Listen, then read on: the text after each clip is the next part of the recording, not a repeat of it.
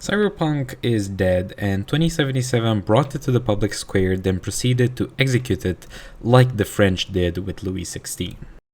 Cyberpunk is many things. It is fast cars, it is cool cybernetic implants, hacking into mainframes, taking down corporations, killing people with flashy guns. That's the high tech portion of it.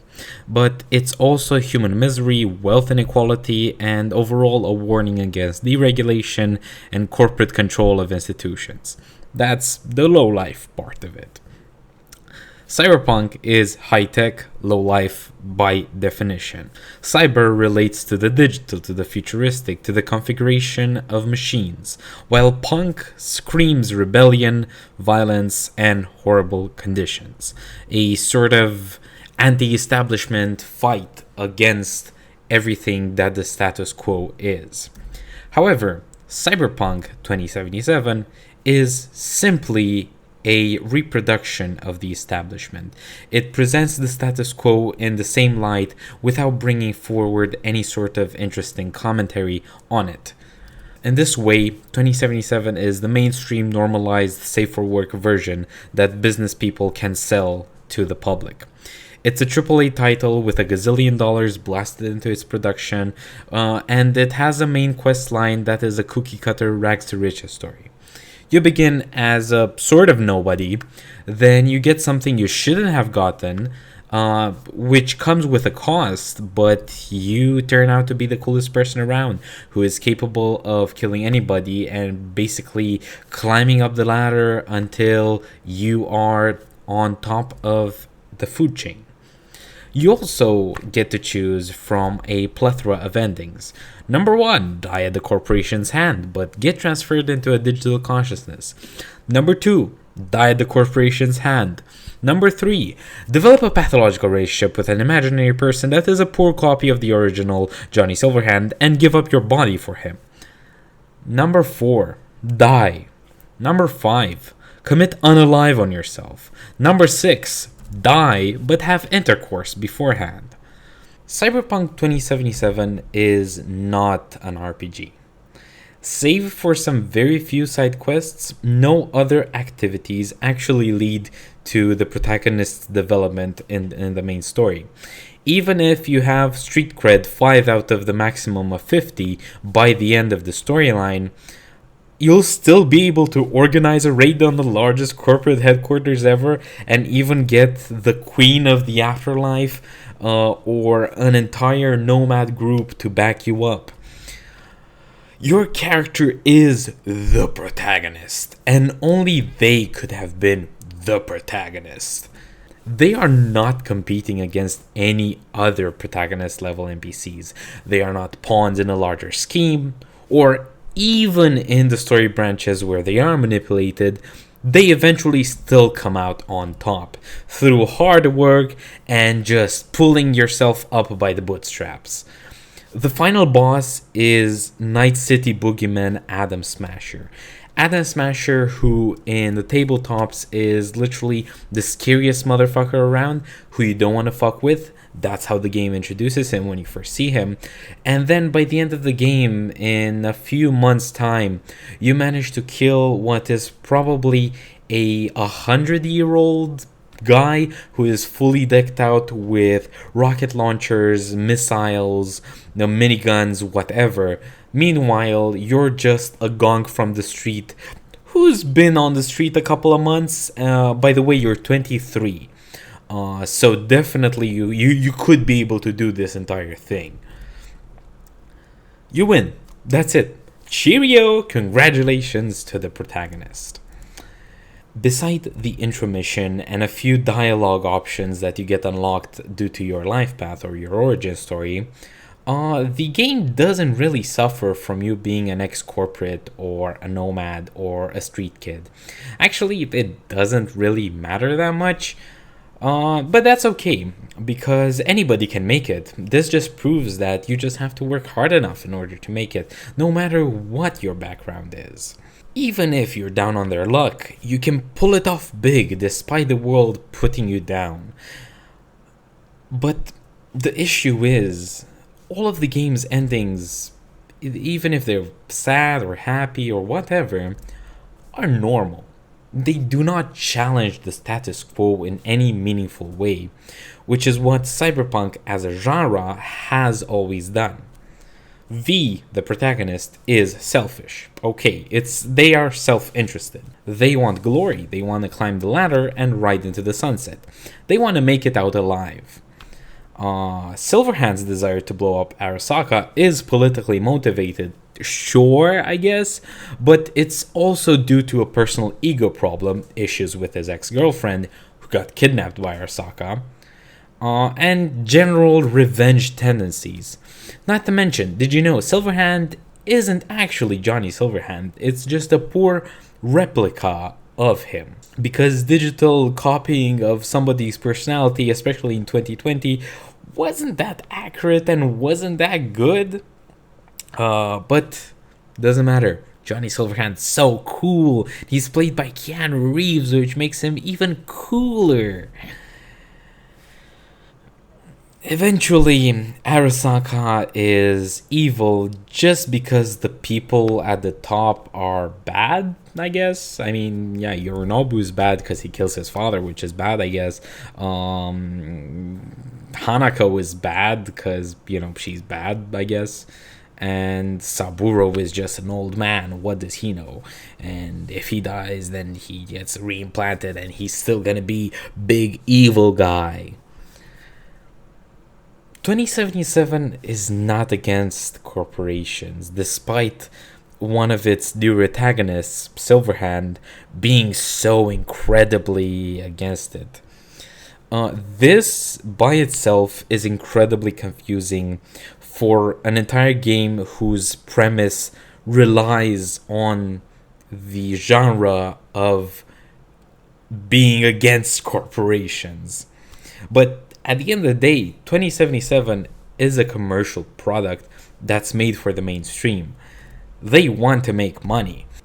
CD Projekt Red is a public company, which means it is relying on investors and shareholder value in order to be profitable, in order to pay its own people, and just generate more profit in the long run. So, of course, they want money. That's kind of the reason why they exist. The problem to me is not that 2077's protagonist V is on par with Adam Smasher, with Johnny Silverhand, and other big names in the original cyberpunk lore. In fact, the problem is that there is no way that V, in a couple of months, can simply just accrue enough power to take down the ancient tank buster that is Adam Smasher. Not to mention, so many things that get explored in the original tabletop and even in the series Cyberpunk Edgerunners just completely remain unexplored, except sometimes with some updates. Like, I think 2.0 introduced cyberpsychosis, but even then it's not really it's not the core mechanic, it just kind of happens. While Cyberpunk Edgerunners, which was released after 2077, its whole premise is centered around this, get too many cyberware implants, you're gonna become greedy, you're eventually gonna dissociate, you're gonna get psychosis, and you're probably gonna end up killing yourself, killing other people, or just pretty much getting in harm's way. The protagonist, however, in 2077 is simply built different. They are able to come up from nothing, climb the Edgerunner ladder in a few months, and even kill Adam Smasher. So they are cool. At the core of Cyberpunk 2077 is a crisis of identity. They want to have their cake, but they also want to eat it. 2077 wants to give you fast cars, big guns, cool cyberware, high stakes, but it also wants to give you a sense of progression. So much so that, for example, city districts are separated into level-locked areas, kind of. This sense of progression means that the story kind of has to pick up from the trash bins of Santo Domingo and reach the rooftops of Arasaka Tower But it only has a couple of months because V is also dying, so there's a sense of urgency and all that. However, you can do all of the gigs, side missions, NCPD hunt. You can basically solve crime in Night City, and you'll still have time to do the main mission, which arguably is a fault of an open world game, but still, it is lacking in immersion. Now, contrast this with Cyberpunk Edgerunners, which has the exact same beats of a cyberpunk story. You have a low-life character who finds a really high-tech military-grade spine, they install it, they commit hubris, they die, their friends die, everything sucks. In the show, cyberpsychosis is used as a tool to illustrate the descent into inhumanity that the protagonist, David, has to contend with.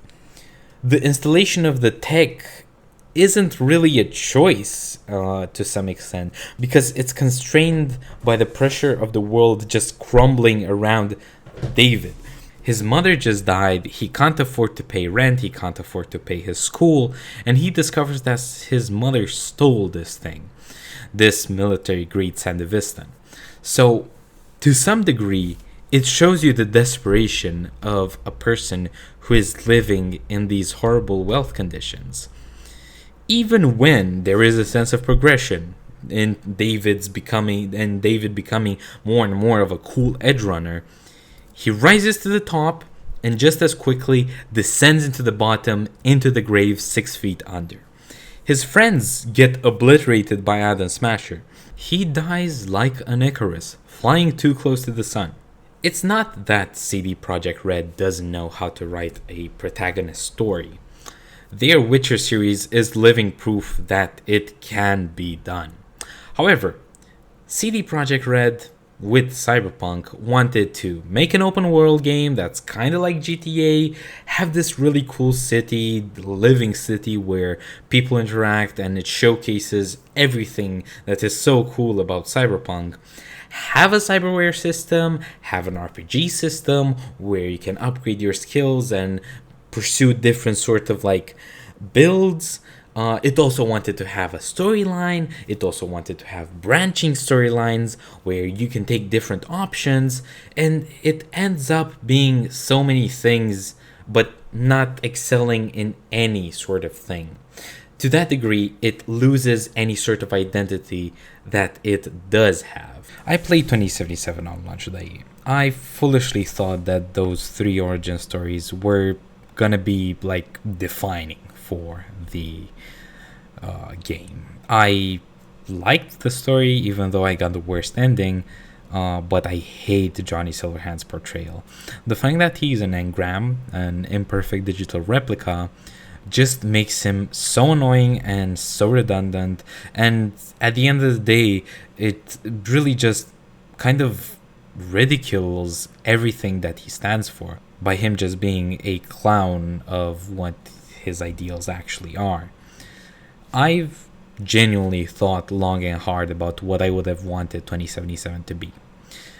I would so much rather play that portion, that little montage between V and Jackie, where they go on all of those stupid little side quests and they kill people, they steal from people, they do all of this weird stuff that is at the core of what an edge runner does. Because that's where the low life aspect is.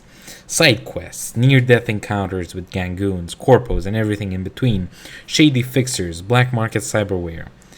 I would so much rather see Cyberpunk's prologue, the heist, be its climax and eventually its ending. A big gig gone horribly wrong with a lowlife forced to fend for himself. That is, to me, the core of Cyberpunk. And that is not accomplished by 2077, which is why I believe 2077 publicly executed cyberpunk as a genre. Oh yeah, and also a lot of AI now, and a lot of AI slop is now just cyberpunk themed because why not? That's definitely okay, and not gonna horribly transfigure the genre in any way. Just Google cyberpunk right now, and you'll definitely not find mostly 90% of all of the images just being AI slop. Anyway, have a good day. Bye.